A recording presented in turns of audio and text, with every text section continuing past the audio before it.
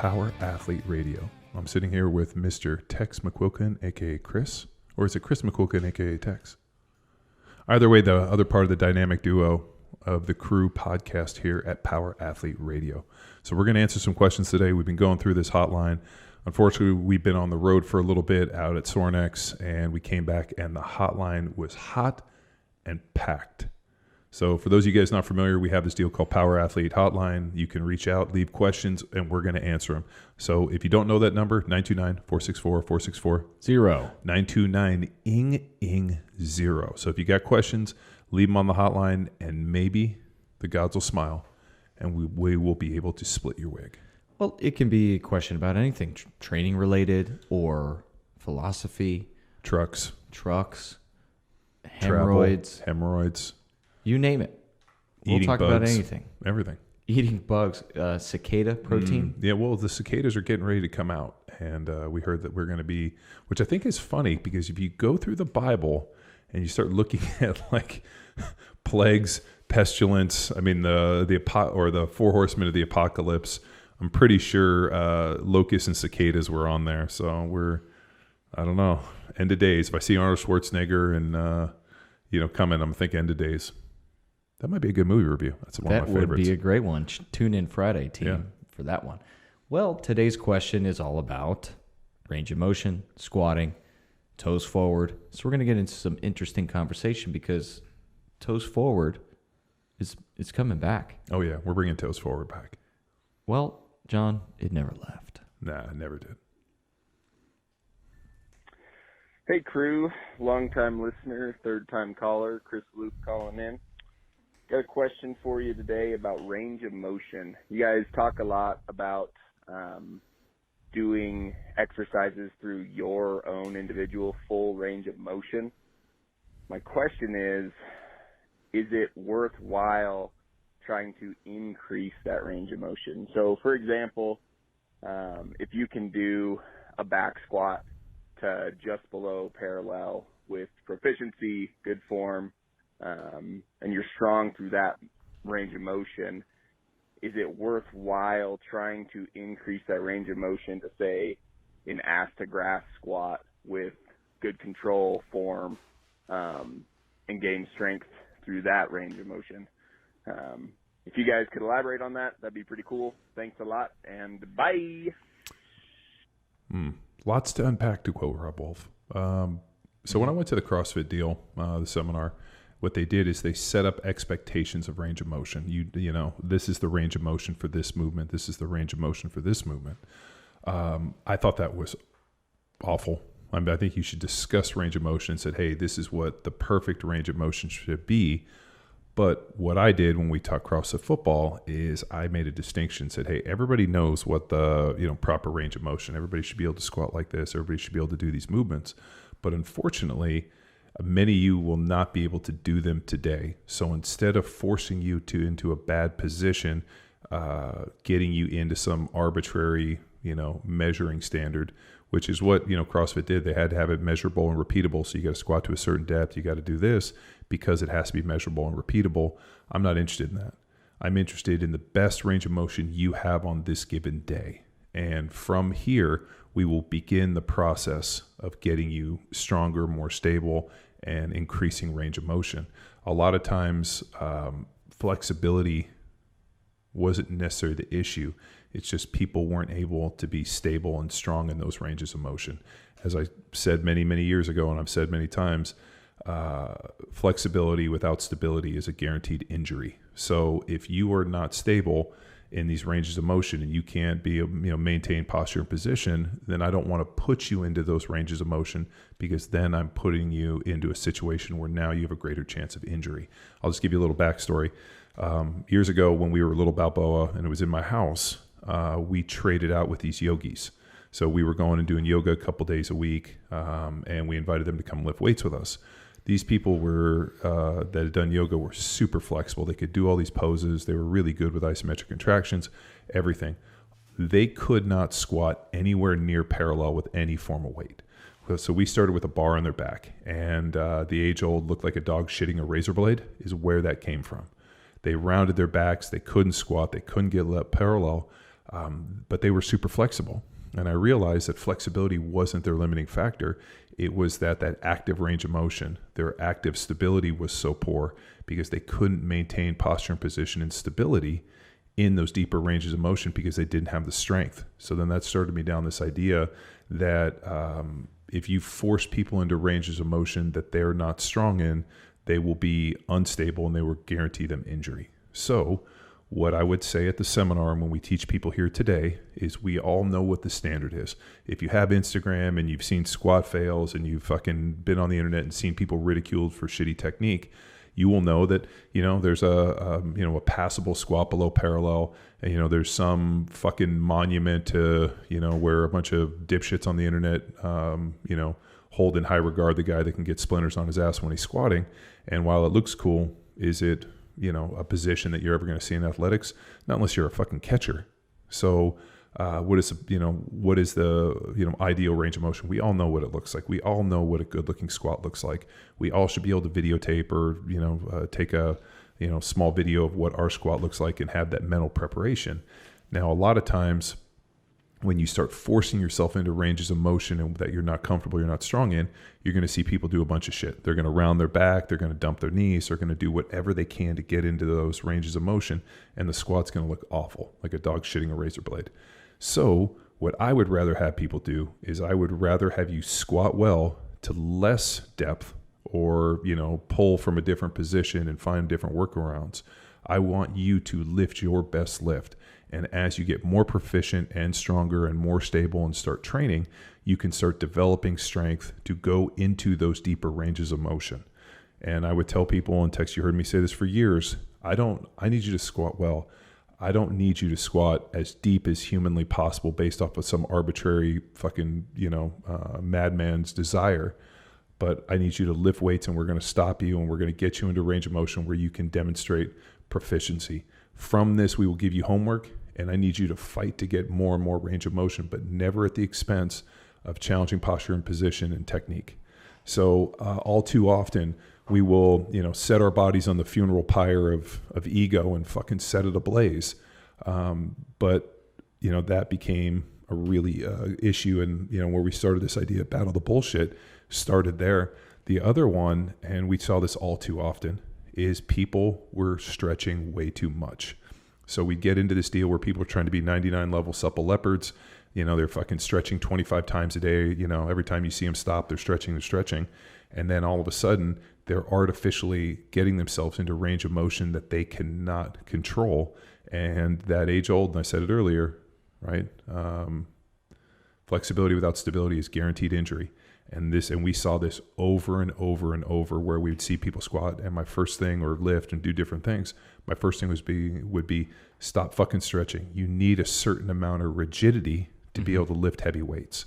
The biggest one is if you want to deadlift heavy, you want to squat heavy, stop stretching your back.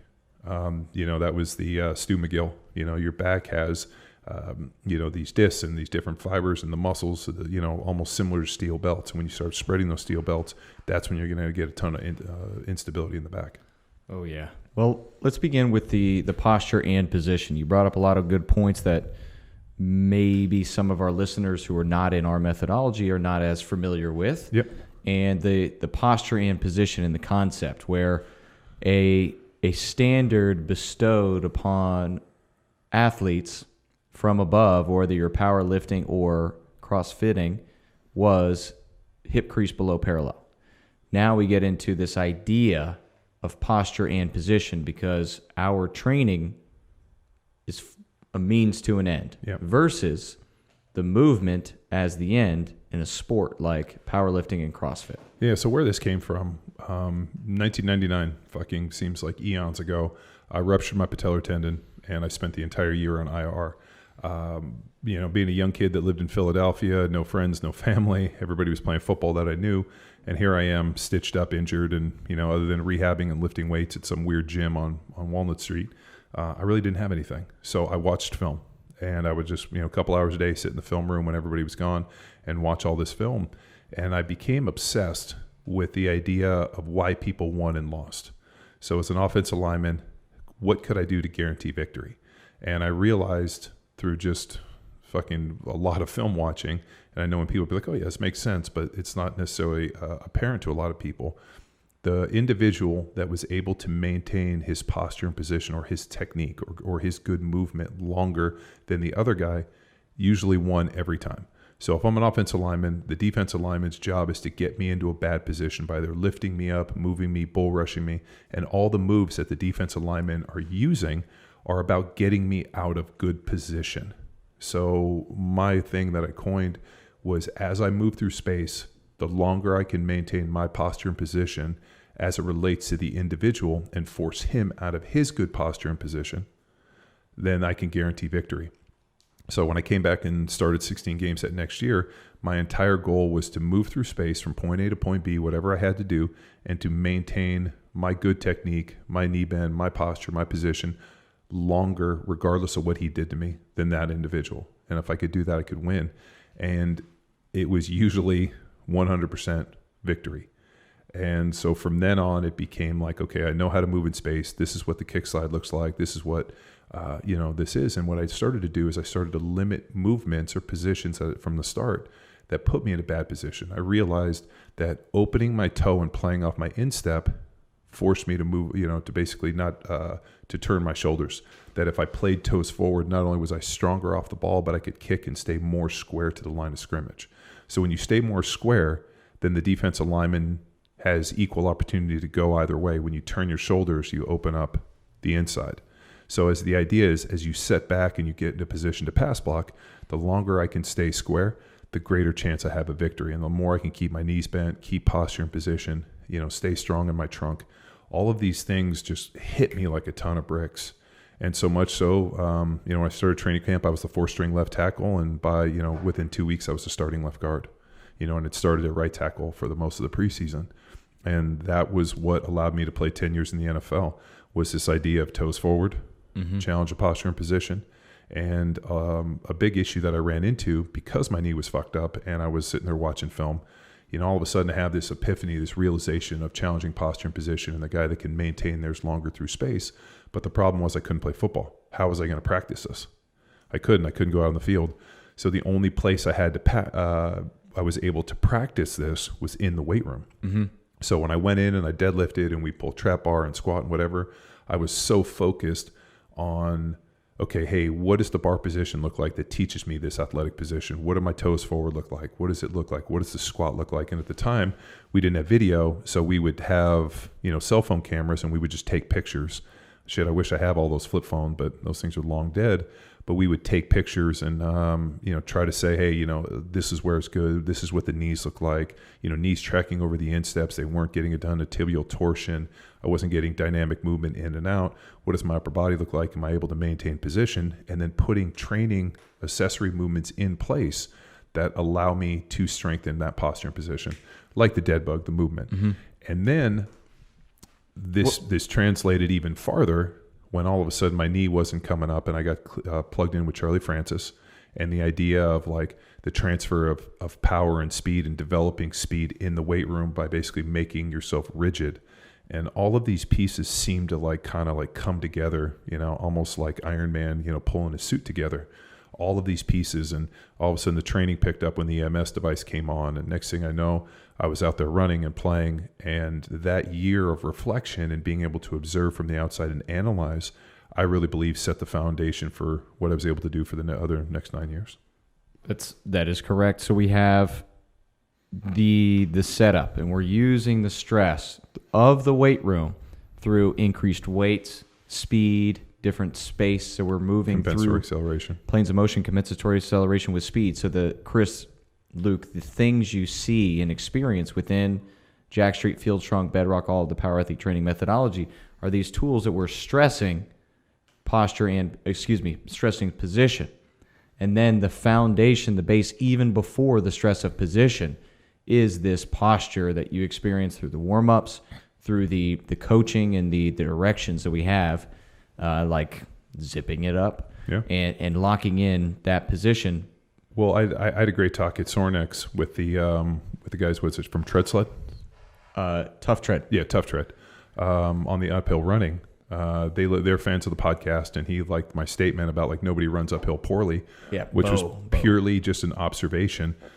Because we used to run hills, or we used to run inclines. So there was a parking garage. Did Rob take you in the parking garage at Tampa? Oh, big time. Yeah, UT's spent a lot of time. So we would go in the parking garage, which was his 3 to 5% incline, and we would sprint and run up the parking garage. Then we'd go out and we'd find hills. I mean, there's not a lot of hills in Florida, so you got to find mounds. But there was a ton of work done with that, just in terms of uphill sprinting. The reason being is you don't have to coach somebody's forward body lean. They figure it out that they have to lean to get uphill. The only thing you have to coach is head position. They got to keep their head down, because all too often, and we saw this when we taught the clinic with the high school kids or the junior high kids, the first thing they did is they threw their heads back. And, they can't do pull-ups. So I'm like, where does that position come from? That's such an unnatural deal. If I'm sprinting, I'm focusing on what's in front of my feet so I don't step in a hole. You guys are looking up at the sky. So that idea of keeping the head down, good position, big arm swing, and basically driving and putting your foot in the ground and exploding, because you can do that on an uphill sprint a little bit different than you can do in a flat sprint, because all too often we saw people lift their chest, horizon change, and they start reaching. Mm-hmm. But because your chest is down, your head is down, you're getting a big violent arm swing, you're getting that forward lean, you can put your foot in the ground and explode out and have an extremely fast turnover. So, when we did all of our sprint prep stuff, a big one was always high knees. So we did a ton of high knee work. And then you get to the point where you would do high knees, and then we would have to roll into the sprint or do it up tall and fall, high knee sprint, whatever these different variations. But at the end of the day, as long as you're getting big arm spring and you're bringing your knees up, all you had to do was get forward lean, and the sprint looked pretty good. So, the age-old Roger Craig running through the line, high knees. I mean, if you can mimic that and you can do that, especially in an uphill sprinting environment, you're probably a lot farther along than anybody else. So I didn't... when I ran like shit, I've told the story about like all of a sudden I was fast and then I wasn't. If I had just gone and found hills and started sprinting up hills, it probably would have fixed a lot of technique. And I think that piece in it, 10 years ago, sitting with Jim Wendler at a bar in Columbus, Ohio, he's like, man, if people just banged heavy weights and sprinted uphill and did a little bit of aerobic work, they'd probably be a lot farther along than most of this other bullshit out there. And I don't think... he was that far off, and to this day, it probably even seems more true. Sounds like bedrock. Sounds just like bedrock. Now, another word we introduced was standard. So we have depth, a standard of the powerlifting meet, a standard of the CrossFit competition. These are 4 points.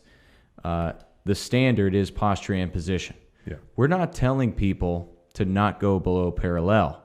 We're maintaining the idea, posture and position, maintaining and going through your full range of motion with the objective of our toes forward squat set up, toes forward, knees over arches in steps, athletic A-frame. The objective of below parallel, if we're tracking our knees forward, that'll put us into a loaded hamstring, which we can reverse and take advantage of compensatory acceleration and using the posterior chain in the squat. So our aim is to get you to below parallel so we have a loaded full hamstring, not this fall into position. Yeah. Load into a position and then contract that hamstring to fire out the hole. Often there are limitations that prevent you from getting to your full range of motion that could include ankles, calves, feet, knee, hip. So by... Calcified popliteus muscle.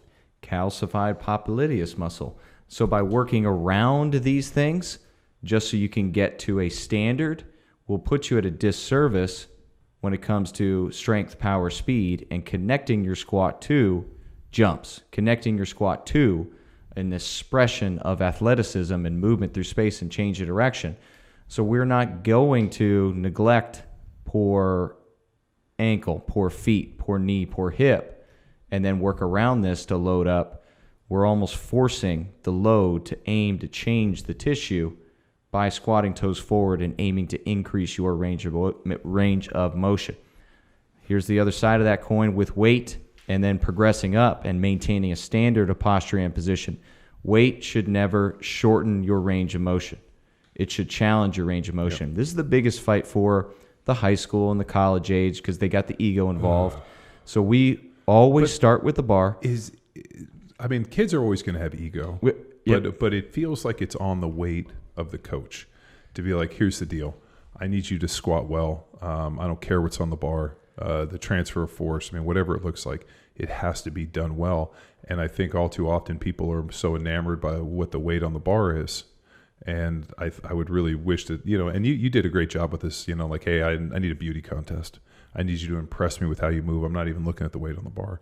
And I think if you can take that and, I fell prey to this when I was 14 or 15 years old. Yep. I was so concerned with the weight on the bar, not necessarily how I moved it, that I believe it compounded a lot of injuries that I had to deal with when I was younger. Had a ton of soft tissue things that I was like, were like, knee tendonitis and whatnot. And it wasn't until I got a little older and realized like I need to put my ego in the gym bag and just learn to do these movements well and become strong and stable. And all of a sudden these injuries just magically disappeared. It's amazing what happens when you actually become strong at moving well, not just fucking just strong. Like, there's people out there that can squat 400 pounds. Like you think they're going to be in a car wreck and, they might be able to get the weight up, but at the end of the day, the soft tissue payment is going to have to be made. So that ability to squat well and move well just becomes the price that you have to pay. And unfortunately, very few people are just naturally good under a barbell. And it takes time, it takes craft. And like that ego, is oh so dangerous. And that's the importance of the coach in two perspectives. One, I'll lead off with the kids because we're touching that. So man, that was so much fun. Those kids were all pretty cool kids, had a good sense of humor, and I was happy to bust on them. Oh yeah, well I gave you all the tall guys. I had the short wiener kids.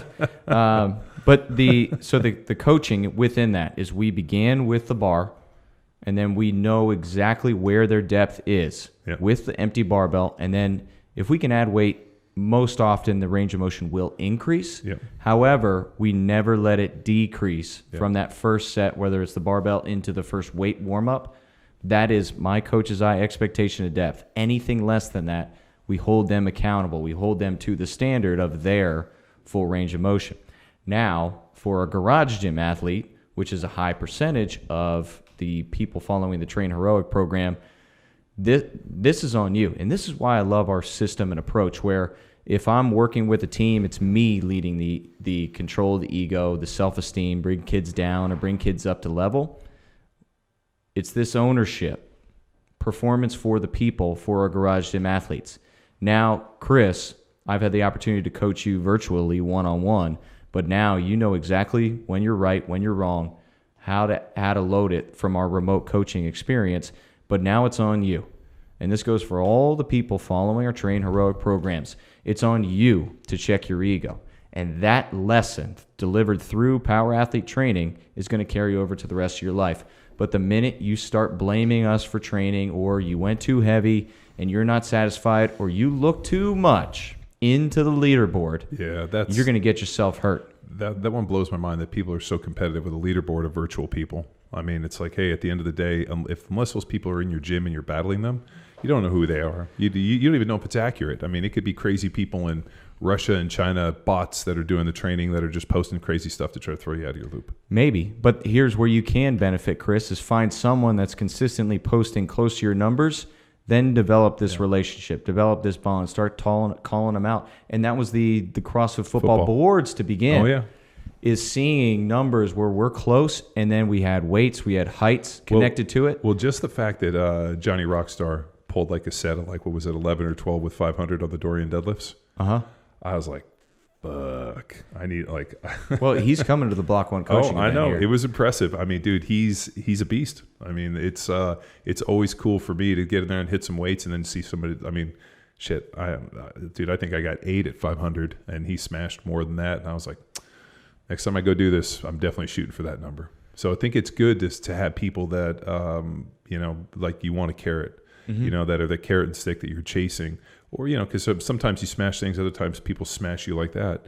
But at the end of the day, I'm more impressed. Like if somebody posts a video, I'm more impressed by seeing them squat well than what's on the like the weight on the bar. Yeah. Or when they pull it, and you'll see me all the time, I'll be like, man, that was a great lift.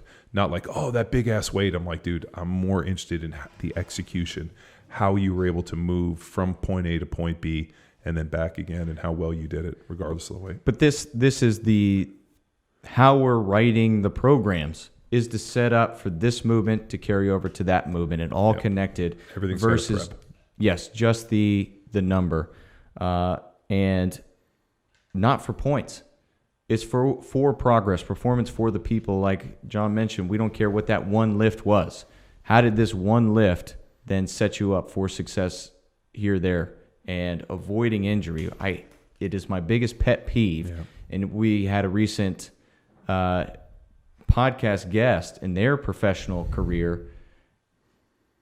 They injured themselves during training, and I was in shock that reading the injury occurred during their training versus some other accident within the sport. I mean, you saw there was a guy in the NFL that ruptured an ACL in training, and the team fucking basically cut him, tried to take his money, and put him into a bad situation, because now what they're doing is they're setting a terrible precedence. Like, does this mean I don't need to train in the off season? So I mean, people do get hurt, but if you're training in your garage and you're following this stuff and you're pushing yourself to a limit where the weight on the bar or how you're executing it is far outside your ability to execute it well, then we need to strip some weight off, put the ego in the bag, and just focus on like moving the bar well.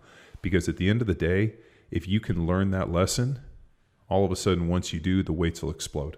I really believe, I hit a plateau, and that plateau was because my movement wasn't good. Taking weight off the bar, and like when I tore my ACL, I squatted 610 that year. And then I tore my ACL, and then it forced me to have to go back and learn to re-squat. You're like, a bar 135, 225, and you start building back up. And I remember thinking like, hey, I want to learn to do this well. I want to squat deep. I want to squat well. I want to be a good mover underneath the bar. And I really believe that injury allowed me the kind of the catalyst and the excuse to not look like I was weak. And all of a sudden became a much better squatter out of it. And yeah, flashback from the old seminar days, we ran into ego a lot. Yeah. And how we would set it up, we'd introduce, and we had a squat lecture, and then we'd wrap it up with the best way to learn how to squat this way is to do it. Yep. And then we split up groups. We started with the bar, but then we had folks that would try it. It would feel weird. Yeah. And then they got to a point, the 3-rep max is what we asked them to do. That 3-rep max where they were stalling, it was far short of what they knew their PR to be. So then they would get upset. Exactly. Yeah. And then this ego would step up versus being a coach and having us aim to help them understand the movement and the purpose. The whole toes forward deal is something that not only I observed, but Ralph and I talked about for years. That, just take somebody, for example, and have them stand right there and do a vertical jump and see how they land. You're going to land in a good athletic position. The knees are going to track over the insteps, and those toes are going to be straight ahead, especially if you're playing a sport and you still have to move. Very few people land back on their, chest up, butt back, toes out, and if they can't move from point A to point B once they land. So that position of toes forward, knees over the insteps, challenging posture position in that universal athletic position is the hallmark. Mm-hmm. And we had people today we had people in the seminar for years that were like, well, I don't have the flexibility to do it. Great. I want you to do it. I want you to squat as deep as you can. And all too often, people were getting locked up in their hip flexors and their adductors were locking them up. So just a little bit of being able to put the big toe on the ground and drive the knee out a little bit at the bottom would open them up, and then magically they would squat. So I think all too often they were squatting toes out for a mechanical workaround. And the big issue we ran into, and I think as this evolved, we realized that a lot of people don't focus on pushing that big toe on the ground and getting the glute to fire, because there's a direct link between those. So once you can get the glute to fire, you can go toes forward, and you can develop a certain range of motion, that allows you to move through point A to point B well. Dude, people explode through the world. I mean, the amount of people that we took fixer squat, had them do it this way, that all of a sudden went and really dedicated themselves. Dude, it was the boundaries and the limits were, there weren't any. Yeah. And then throughout the seminar experience and even on the training, here's what I want you to think about if you're on the training. During the seminar, we would introduce the lunge. Yep. We did introduce the step up. And it's the same toes forward, knee tracking forward experience. So they began to see the connections unfold in front of them. It is there for you. if you're following Power Athlete Training on Train Heroic. And it doesn't change for programs, whether you're following Bedrock, Field Strong, Jack Street, Grindstone, Hammer, Lean Enable, I know I'm missing one, Third Monkey, whatever it is. All of the programs are all based on this methodology that we teach in, at the academy.powerathletehq.com. But this methodology of toes forward, challenging posture and position as you move through space, moving well, using, stability, the idea of flexibility without stability is guaranteed injury. I mean, taking that to heart and putting people in this position to be their best. And I think that's what we do better than anybody in the world. Oh, yeah. So if you're following it in the program, look for it. Film yourself in your squat, step, and lunge. Throw it up in the feed. And if you do want more of your training program, we got some options coming soon. Yeah. Get some coach's eye on you. Sounds good. All right. Asked and answered, Chris. We'll see you on the other side. Yep. And if you want to reach out to that hotline, that number again, 929-464-464. 929-0. So if you want to get your question answered, or you got a question you want to ask and, you're interested in us, leave it. We'll answer it because the hotline is always open and it's always hot. So thanks again for tuning in to another episode of Power Athlete Radio. I'm going back. I'm a loaded freight train and I'm right on track. I'm smoking.